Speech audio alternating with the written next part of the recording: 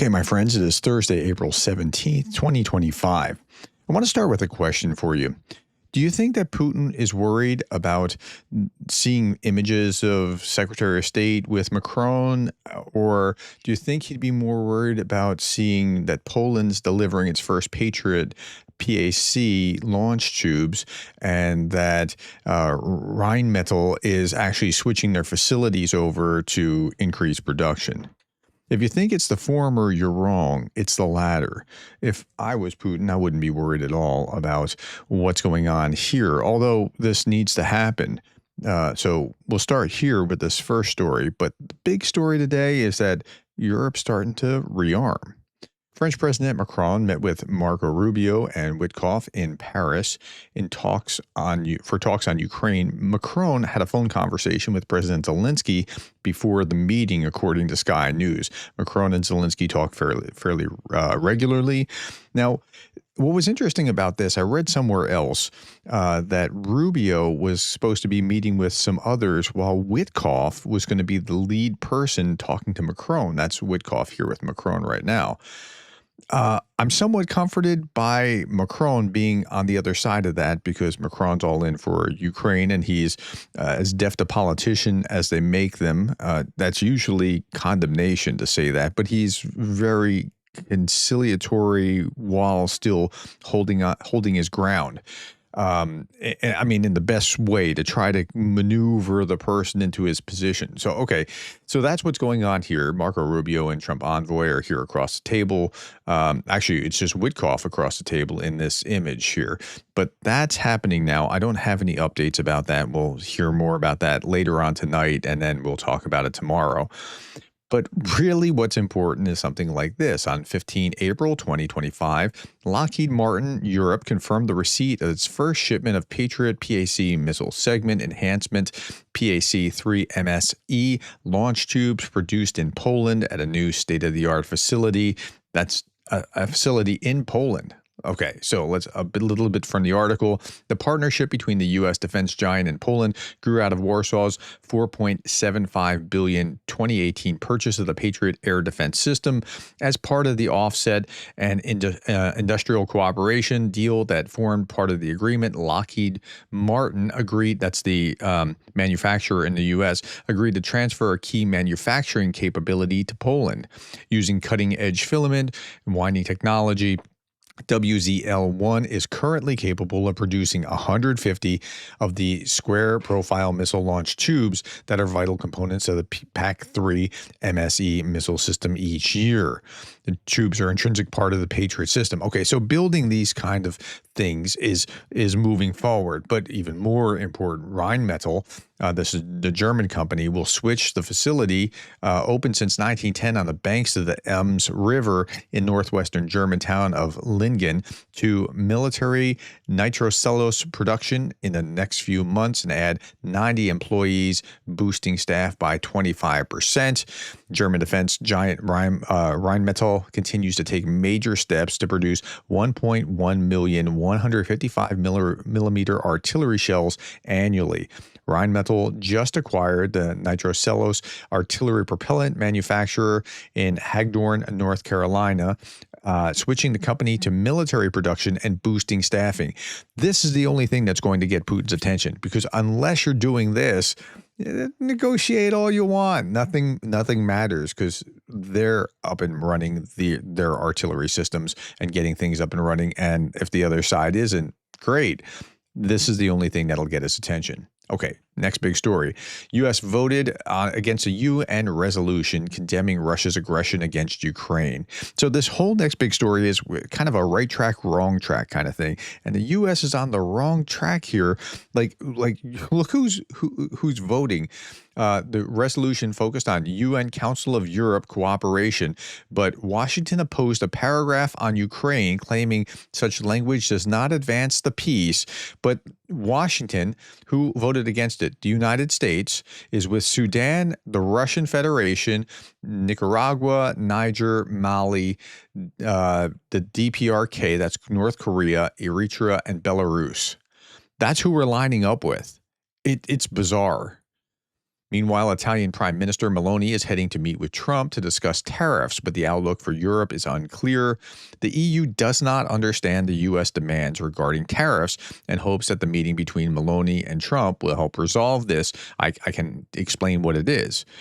The American government, led by Donald Trump, his advisors are telling him if there's a trade imbalance, that's bad. They're ripping you off.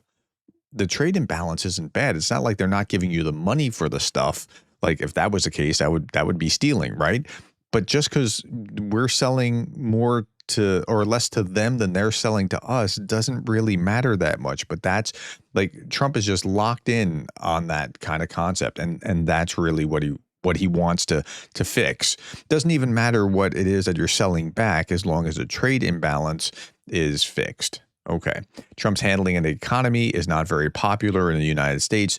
Here's net approval percentage point, and it's comparing Obama and Biden, and Trump 1 here and Trump 2 is just, it's plummeting. Okay. President's handling of the economy, though, and this is only within the last like almost 100 days. And here's Biden is up. Trump 1 was up. Trump 2 is way, way down. And there's a reason for that. California became the first state to sue Trump. Governor Gavin Newsom and Attorney General Rob Bonta have filed a lawsuit against the Trump administration, becoming the first state to challenge the new tariffs. Okay, they're doing it because of the tariffs, which I'm against. I don't really like Newsom, but I'm against the tariffs. President Trump's unlawful tariffs are wreaking chaos on California families, businesses, and our economy, driving up prices and threatening jobs. Look, California could threaten their own jobs and drive up prices on their own without the help of Trump tariffs. And they've been doing that over the last couple of years. But good on Newsom. I mean, he's like this. I'm against. It's a weird world to be lining up with these people like that, but okay. Ed Martin, Donald Trump's pick for U.S. attorney in D.C., failed to disclose 150 appearances on Russian state media.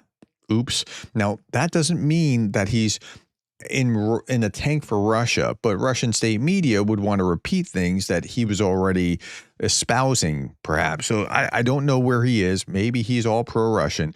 But that doesn't mean that he is. Like, RT has been very slick about finding conservatives that have grievances against what the liberal establishment media does, and then being able to air and or sometimes twist that. Okay. China turns to Canada for oil, leaving the U.S. on the sideline. So this trade war is just a complete disaster. China has reduced its oil imports from the U.S. by 90% and shifted to record volumes of supplies from Canada, according to Bloomberg. Meanwhile, Marjorie Taylor Greene is at her town hall meeting her constituents. She's saying your Social Security is not under attack. High inflation brought about by Bidenomics has made it harder for some seniors to afford the cost of living. Well, and that's true, but it's only one half of the coin. Thanks to President Trump, inflation is down, making life more affordable for seniors across America, but they're not feeling it because they look at their index fund and they say, this is my pension, this is my IRA, and this is what happened since when Trump announced this on April 2nd. Trump came to office here and it kind of went down, right? I mean, this is year to date. Actually, let's look at a 5-year plan. This is January, yeah, about when Trump came to power, and it's not looking so hot. In fact, even on the one day, it's not looking that hot. Like, this is just today. Okay. So that's why they're upset, and you have to factor that in. Meanwhile, in Russia, how are they looking at things? Maria Zakharova is putting this out in the Ministry of Foreign Affairs of Russia. She's saying Estonia has approved a draft law to amend the constitution that strips Russian citizens, these are like those that are citizens of Russia, permanently residing in the country, the right to vote in municipal elections this autumn. How dare the Estonians not let Russian citizens vote in Estonian elections? Estonian authorities violate all international obligations to uphold human rights. Wait a minute. Can Estonians who are in Russia, I mean, this could be something that, now first, Estonians are worried about this because they're Russians and they have sympathies with Russia. And you just see what's happening with Ukraine, Russia saber rattling against the Baltic states, saying they can invade Estonia and Lithuania and Latvia. And so there's that part. But the other part, I don't know. Tell me in the comments, can Estonians residing in Russia vote in Russia? I'm not sure that they can. I don't know for sure, but if not, that's quite a double standard. Okay, today's Russian papers. This is Steve Rosenberg from the BBC. I want to play about a 1-minute clip that I isolated here of what he said here. Trump is a leader in a hurry who doesn't want to be late. Nobody expected Trump to fulfill his ostentatious campaign promise to end hostilities within the first 24 hours of becoming president. But if he can't achieve a breakthrough on Ukraine in the run-up to Easter or by the 30th of April, Trump's 100th day in office, this will be seen for sure as a failure. So your back's up against the wall because you made this promise. Putin and Zelensky are nowhere near as interested in the deal as Trump is. But identifies differences within the US administration. In Trump's inner circle, there is a major split on Russia and Ukraine. We don't know and cannot know all the details, but it's clear Special Envoy Steve Witkoff is pulling Trump one way, and Secretary of State Marco Rubio and the president's Ukraine envoy Keith Kellogg another. And I talked about that yesterday. Glad Rubio is at least saying, look, you can't trust them. I mean, I would like it to be a little bit more full-throated support for Ukraine, but at least he's saying that. As far as we can tell, Trump is wavering and keeps switching direction. But time waits for no man, and with each day that passes, there is more and more pressure on the American leader. We'll see what the result of this pressure will be. Whatever happens, the 20th of April, Easter, and the 30th of April will be important benchmarks in the Ukraine crisis, hopefully in terms of helping to resolve it, but there is no guarantee. Izvestia too writes of a rift in the US administration. Marco Rubio and Keith Kellogg are calling on President Trump to not trust Moscow, while Vice President J.D. Vance calls Zelensky's grievances with the US absurd and certainly not productive. As for Trump, according to leaks published by Bild, he sees Russia as a partner he can make a deal with and not as an enemy. And that's really the key. That's the problem here, is that Trump's whole disposition toward Russia is fundamentally, absurdly wrong. Okay. Now, here's Russian propaganda. On Russian state TV, there will be solid peace in the world only when pro-Russian forces focused on normal relations with Moscow will come to power in all leading European countries. So until all those leaders change, the translation is that Russia will keep attacking its neighbors until that's stopped.